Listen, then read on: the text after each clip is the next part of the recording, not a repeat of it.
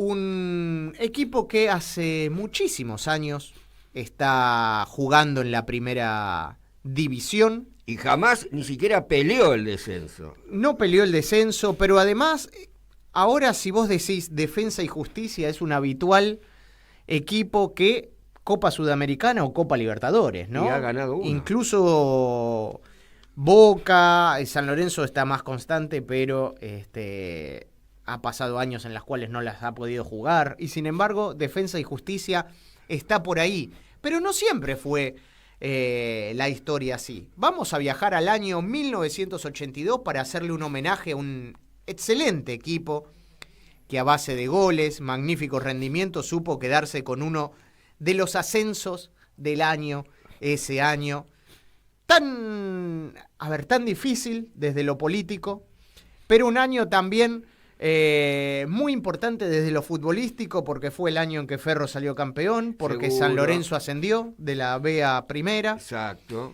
Y también porque Villa Dálmine, si mal no recuerdo, en la Primera C, conseguiría su ascenso a la Primera B. Y en la última categoría estaba Defensa y Justicia, un Halcón de Varela que hoy lo vemos ganándole, inclusive compitiendo a la par con Boca, con River, con los grandes, como decíamos, el Halcón. Libertadores, el Halcón de Varela, que en aquellos momentos lo llamaban los azules. Claro, perfecto. Justo en 1981, 1982 cambió a su actual amarillo y verde, que era el color de la línea de colectivo. Claro, exactamente. Un Defensa y Justicia que venía de perder 2 finales, en el 80 y el 81, que habían golpeado un poco al club, y que jugaban un torneo con equipos como Brown de Adrogué, Cañuelas, Sacachispa, Villa San Carlos, Riestra, La Ferrere, entre tantos otros. Para recordar este camino, para recordar a este equipazo, qué mejor que charlar con uno de sus grandes ídolos y protagonistas, y además uno de los grandes formadores también de juveniles durante mucho tiempo en el club de Varela. Hablamos de el gran Carlos Borowski, uno de los grandes junto al Gordo Mole, Juan Carlos Mole, Francisco Bartelemi, Rubén Darío Stefanuti, entre tantos otros. Hola Carlos, gracias por estar con nosotros. ¿Cómo estás? Hola Gonzalo, bien, gracias por este lindo recuerdo, lo que estuviste ya charlando de nuestro querido DF, ¿no? La verdad que, bueno, me encanta recordar estos momentos a 43 años ya vividos, porque pareciera que sucediera ayer, y sin embargo es es de la base de lo que hoy conocemos como Defensa y Justicia, ¿no? Porque habían pasado 4 años, 2 finales perdidas. Primero, ¿qué sentís ser uno de los que comenzó a escribir esta gloriosa historia que vive hoy Defensa y Justicia? Y mirá, me siento muy contento, bueno, al recordar con mucha nostalgia, sí, fue parte de los primeros 2 campeonatos perdidos, y después ya el tercer año cuando salimos campeones en el 82. Sí, fueron lindos años y sacrificio, año a año. Al perder esos campeonatos, bueno, se sufre, pero después, por suerte, vino la alegría en el 82. La verdad que ¿Qué representó después de esos 2 golpes, si se quieren? Defensa y Justicia había nacido, si mal no recuerdo, en 1978, ¿no? Por lo cual en el 80 y el 81 haber llegado y haber estado a un paso de la final era algo realmente admirable, y sin embargo el hambre del equipo hacía que quisieran más. ¿Se sintió este título? ¿Se sintió como un sacarse el peso de encima o se sintió como la concreción y la coronación a un buen momento que se habían vivido en esos 2 años? Sí, fue ese logro, como vos decís, la consagración. Porque a pesar de esos años, 80 y 81. Bueno, a pesar de que Defensa se afilió a NAFA en el año 78, tuvo 78 y 79 con grandes chicos de Florencio Varela que forjaron esos años. Bueno, el 80 y 81 se fue reformando, la dirigencia trabajó muy bien, año a año fue trayendo más jugadores. Me acuerdo que en el año 81 vinieron 4 jugadores de Boca a reforzar el equipo. Después en el año 82 vinieron 3 jugadores de Barraca Central que el año anterior habían salido campeones. O sea que todo parte de... O sea, fue repartido ese logro. Un buen trabajo de la dirigencia y también, bueno, el logro también de los muchachos que entraban a la cancha, ¿no? Buenas noches, Carlos es mi nombre, así que tocayo, buenas noches. Somos tocayo, sí. Te quería comentar algo. Yo veo fútbol de hace mucho tiempo y en esos años la última categoría del fútbol era otra cosa. No es que ahora son señoritas, pero en esa época se pegaba mucho, las canchas no eran lo mismo, faltaba una bizcachera en la mitad de la cancha, la pelota en vez de correr para adelante, por ahí te picaba para el costado. Era muy así, ¿verdad? O sea, no jugaba solamente contra los rivales. No, tenés razón, sí, era muy así. Había canchas donde había pajonales, la pelota parecía una pelota de rugby. Yo me acuerdo que en el año 81 vino un técnico que vino de Boca, Carlos Román, que modernizó al club y a nosotros, que ya nos hizo prácticamente profesionales, a pesar que éramos amateurs. Y mientras entrenábamos, él con un pequeño cuchillito sacaba la mata de pasto que no le gustaba, donde la pelota picaba mal. O sea, eso, ¿no? Lo que vos decís, es así. Las canchas eran bastante rústicas. Y bueno, y el juego también. Claro. En aquel tiempo era dividir jugadores, 11 contra 11 y marca. Y bueno, y el que tenía por ahí un poquito más de fuerza o buenas condiciones técnicas ganaba. Obvio, sí señor.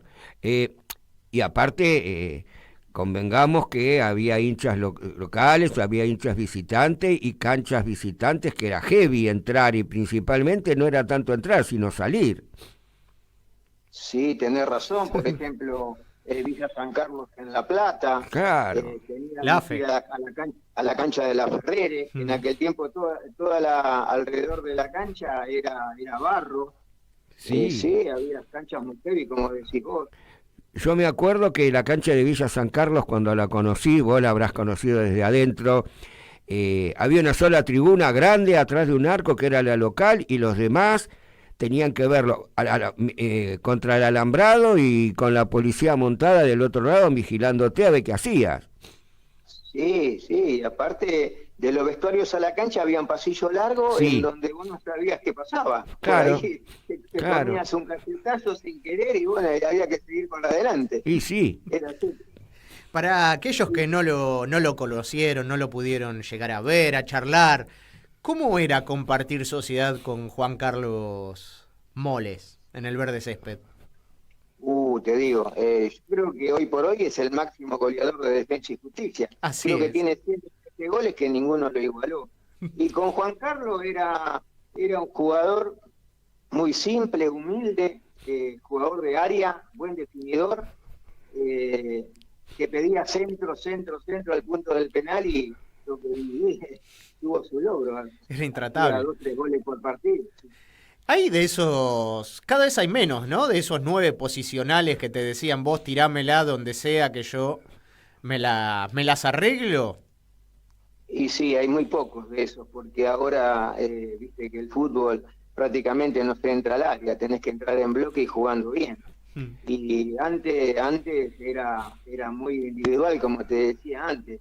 Teníamos 2 punteros espectaculares, que uno era Tico Ayala y el otro el Caroso Barthelemy, que tiraban centro, uno por izquierda y uno por derecha, y había que ir a buscar el rebote de Mole, porque si no la metía él, seguramente lo metían los 2 mediocampistas.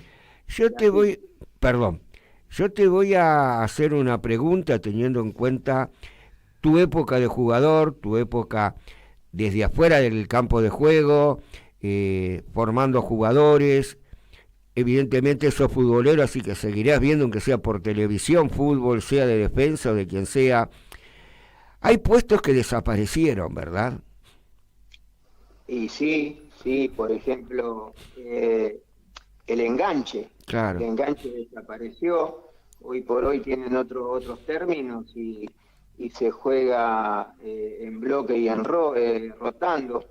Por ahí desapareció también el punta de línea, ¿viste? Claro. El punta de línea ahora es todo en diagonal y buscar el vacío para que entre algún jugador. Una de las características de ese Defensa y Justicia era la cantidad de gente que llevaba, ¿no? De hecho, para el anteúltimo partido iba a mandar alrededor de 50 y pico, de 55, 56 micros al estadio. Era local siempre. Es que Varela siempre fue así. Sí, era muy lindo, te digo. En aquel tiempo, por ahí los periodistas le decían que era el Boca de la D, porque Sí. tenía como vos decís, todos esos micros llenos. Mirá, yo me acuerdo, tengo una imagen, porque después de salir campeón, jugué un año más en la C y jugamos en el Rosario con Argentino de Rosario. Y nosotros vimos llegar esa cantidad de micro y te emocionabas, ¿viste? Decías, ¿cómo no vas a jugar con esto? Claro. Vos entrabas, aunque no tenías que jugar, y era así como decís. Montones de micros se compran. Decime un capítulo aparte el trabajo de Don Moreno, ¿no? De Rubén Héctor Moreno, que venía de un ascenso, si mal no recuerdo, con Barracas. Sí. ¿Cómo sabía, ¿no? De ascensos, cómo sabía plantear los partidos. ¿Qué recordás de él? Y él era muy conocedor de la divisional. Rubén era así, que Dios lo tenga en la gloria, ¿no? Un genio. Por ejemplo, cuando nosotros jugábamos contra Barraca Central y un día de pleno sol y llegábamos al vestuario de ellos y lo encontrábamos encerado, ¿viste? Y después cuando entrábamos a la cancha la teníamos toda regada. Digo, ¿qué pasó? Teníamos que volver a poner los tapones altos. Sí. Y mientras nos sentábamos en la cancha parecíamos cabros. ¿Qué pasa? Y había que ir, ese era Moreno. Moreno era muy conocedor y conocía, por ejemplo, a mí cuando me tocaba jugar, porque siempre compartíamos equipo con Gustavo Grisotto en el ascenso. Él ya me decía, mirá que este es así, esto era Moreno, por eso. Y después, bueno, sí tuvo varios logros en Cristian Suárez, Rubén sí era muy conocedor de la divisional. Bueno, en una época, aclaremos, en que no había videos, no había nada, era simplemente el conocimiento del técnico. Sí, él por ahí tenía su hermano o tenía un amigo que era un grandote que también nos servía de apoyo logístico cuando nos miraban y se asustaban. Mandaba siempre a mirar iba a espiar rivales. Ir a mirar el partido, claro. Ir a mirar el partido. Mira, mi última pregunta, me vengo para el presente. Me imagino que ni vos ni mucha de la gente de Varela se iba a imaginar este presente de Defensa y Justicia, llegar a primera, ganar el torneo del Nacional como lo ganó, cuando era un invitado, supuestamente, un campeonato en el que estaban equipos inclusive de la talla de equipos de primera división, pero grosos, y Defensa entró entre los 3 que subían. Entre la época tuya y esto, qué emoción, qué cosa te hace sentir esa cosa de este presente y este avance tremendo, ¿no?, del Halcón? Sí, mirá, bueno, después que yo dejé de jugar, con mis hijos los íbamos a ver, estábamos siempre en la platea. Y un buen día mi hijo, que hoy ya tiene casi 27 años, me dijo, papi, ¿vamos a jugar alguna vez con River? Y con el tiempo lo fuimos a ver, Defensa River en Varela. Y bueno, Claro. esa es la alegría que vos sentís del cambio de tiempo, el buen trabajo de los dirigentes, que siempre, bueno, que ahora conocen el nuevo predio que tiene Defensa, el Campeones del Mundo, es un trabajo espectacular que hace con las divisiones inferiores. Y bueno, eso es Defensa, un buen trabajo y siempre mejorando a los jugadores. Por eso llegó donde llegó. Y sí, perdón, y no sé si habrá sido el día que fuiste vos con tu hijo, pero no solo jugó con River, no se comió 6 goles, un partido terminó 3-3, creo. Claro, ese fue en la cancha En La Plata. en La Plata, Claro. en el estadio. Y sí, y bueno, viste, esa es la alegría. Y por ahí veníamos perdiendo 1-0 o 2-0, pero el orgullo de estar en primera división ya te hacía verlo a Defensa como una familia y no como hincha, ¿viste?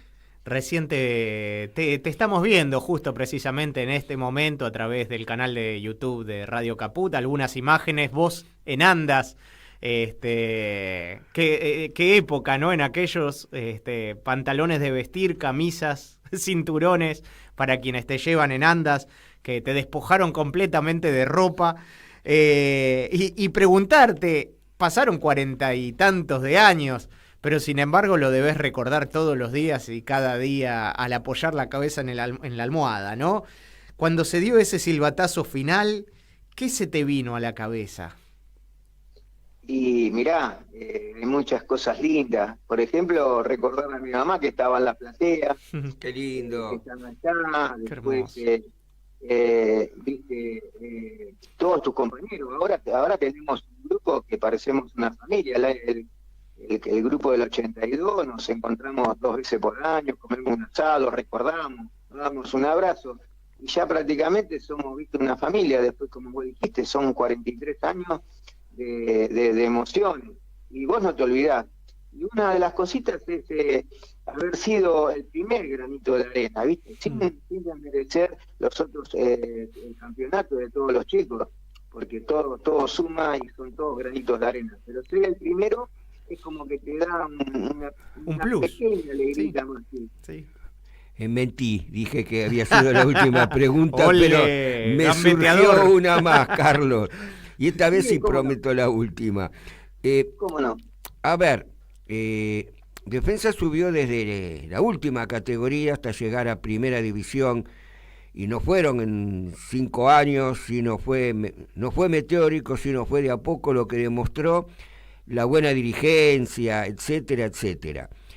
A nivel inferiores parece que es un buen club, se eligen bien los jugadores que vienen de afuera, pero ¿qué pensás que le falta a Defensa? A nivel logro, a nivel institución.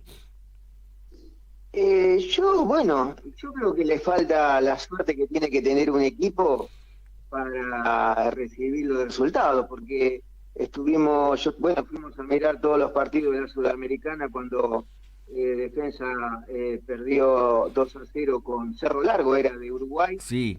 y vos decís, este equipo no puede perder con Cerro Largo.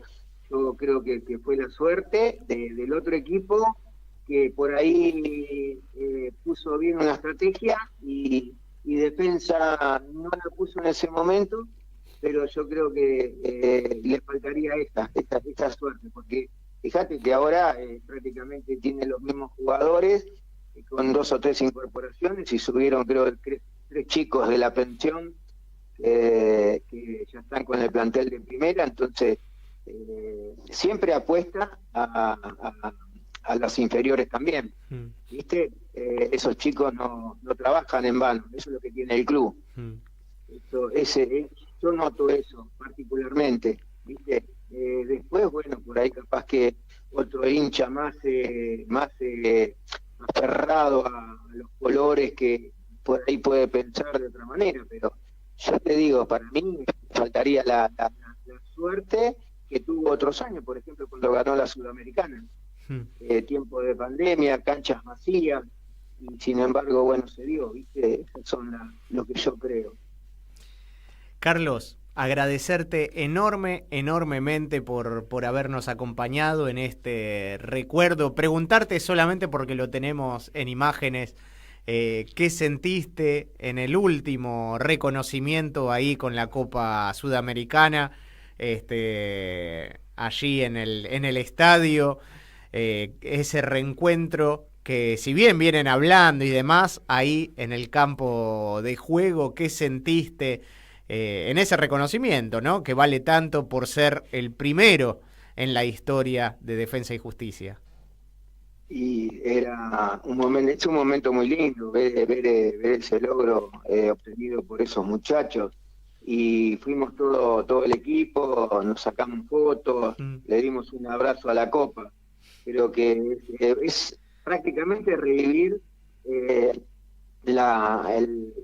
logro obtenido hace mucho tiempo atrás. Yo creo que el jugador de fútbol es eso.